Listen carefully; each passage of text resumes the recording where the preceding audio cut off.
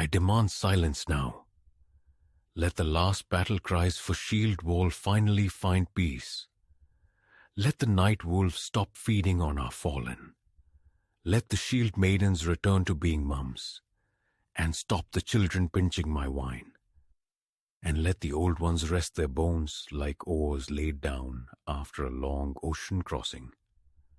Our old ways have carried a great loss in generations, and Odin is drunk on our blood. I speak as a man who cannot believe his own survival in battles, watching smoking villages stain the forests pink. But tonight, by a mercy I do not pretend to understand, there is peace, a hard-earned peace that comes when the sword finally admits it cannot answer every question. So hear me. I have sailed far farther than my fathers believed the sea could carry a longship. And I have walked through strange temples and tasted soul memory older than our oak halls.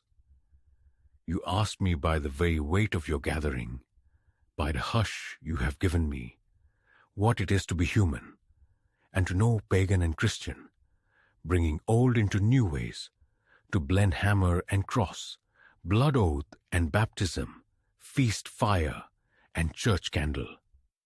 Not to start another war with words, that's too easy, but what we all want, to end a war inside the heart, and understand love, and come back to family. In my old way, blood sacrifices worked. We did not need to be told that the world was alive. I know the river's temper, the mountain's silence, the forest's own law. There are unseen worlds all around us, older than any of our kings. We called it spirit, as a presence in all things. It was our doctrine of meaning. We watched the ravens as messengers and took counsel. We knew body maps, as scars and tattoos are our stories, and what we know now as karma was our own law.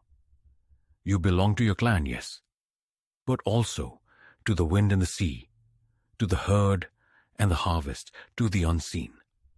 When you break faith with the land breaks favor you. When you spill blood without cause, blood follows your line like a curse. When you honor the seasons honor you with enough. We have all felt it through our lifetimes. The old way valued reciprocity. Gift for gift, oath for oath, bread for shelter, mercy for mercy. If you wronged my kin, I did not pretend I was pure. My honor was to avenge you. It was brutal. It was real. I know our Odin did not always rescue us from ourselves. Brother kills brother. Children are traded. Women are shared. You can only have what you can keep.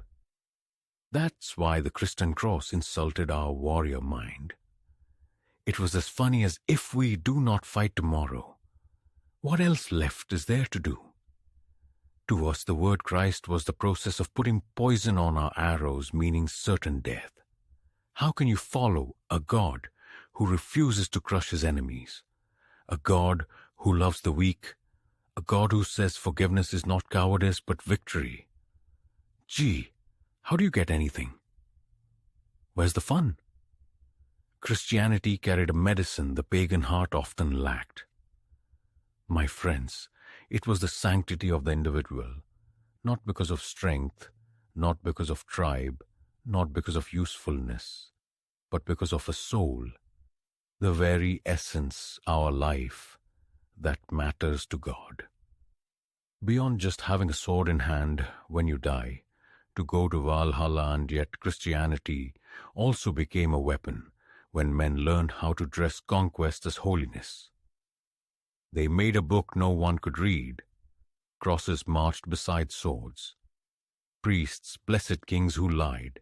Fear replaced wonder. The living world became fallen matter, and people learned to despise the very earth that fed them. The old sacred groves were cut down. In all of us, the human psyche began to starve. But my favorite tool to save the soul was humor. We all are a species that turns pain into a grin and shame into a story. You fall and call it dancing. You make faces at your own doom. You flirt with death. You use crooked words with double meanings, talk in riddles, use voices of mice to say what your guilt cannot carry. Because a creature that can laugh at itself breaks the spell of self-importance. Laughter restores proportion. Laughter is a brief communion, two strangers share in one breath, where peace is born. Fear makes you guard your bread like a dragon. Use women like cattle. Weaponize kindness, mock tenderness, punish difference, and call it strength. Yeah, I win. Fear builds empires like this, and then eats them from the inside. Holy love is not mean.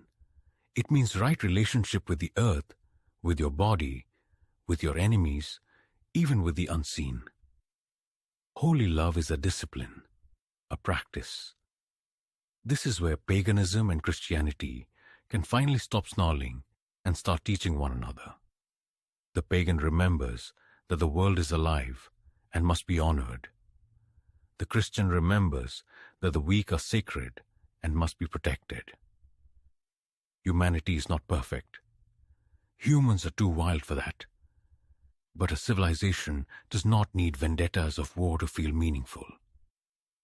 Warriors and shield maidens, listen. In battle after battle, suffering creates devils and fake saints, mostly devils. I noticed fighting monks who were broken, were not embittered, but became radiant in a way no battlefield hero ever achieved. They served and forgave. They grew quiet, became boat builders hiding in forests and caves, not because they feared life, but because they wanted to hear their own subtle voice.